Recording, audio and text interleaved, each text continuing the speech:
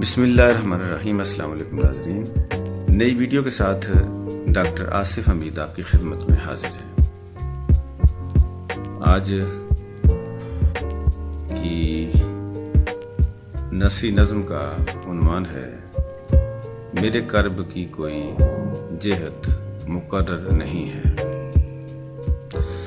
بے بس اور لاچار ویل چہر پر سسکتی بلکتی آہ بوڑھی ماں کے کلیجے سے نکل کر آنسوؤں میں ڈھل رہی ہے کہ آسائشوں کے گھپ اندھیرے میں مقید اس کے لخت جگر ایک بار تو آ کر مل جائیں۔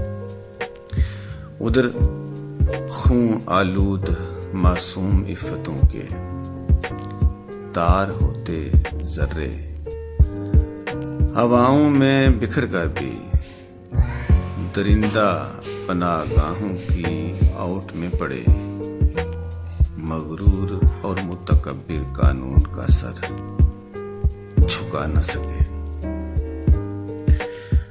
سفاکیت کا سفر اس قدر غیر مختتم ہے کہ بربریت کے شکار تڑپتے دماغ کا لہو لوہان سڑک پر پڑا، جاں بلب لوتھڑا بھی سنگ دلوں کی مشق ستم روک نہ سکا۔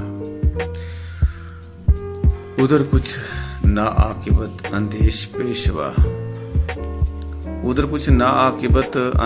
پیشوا حقائق کے ادراک پر بھی پیٹ کے دوزخ میں ڈوبے اپنے لبوں کو ہی سی رہے ہیں۔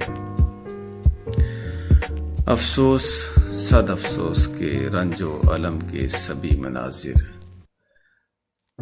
پیپ زدہ جیبوں میں ہرس کے اچھلتے سانپ بن کر لمحاتی چیخوں کا مدفن بن گئے ہیں۔ اس کے ساتھ ہی اگلی ویڈیو تک ڈاکٹر آصف حمید کو اجازت، تب تک اللہ حافظ۔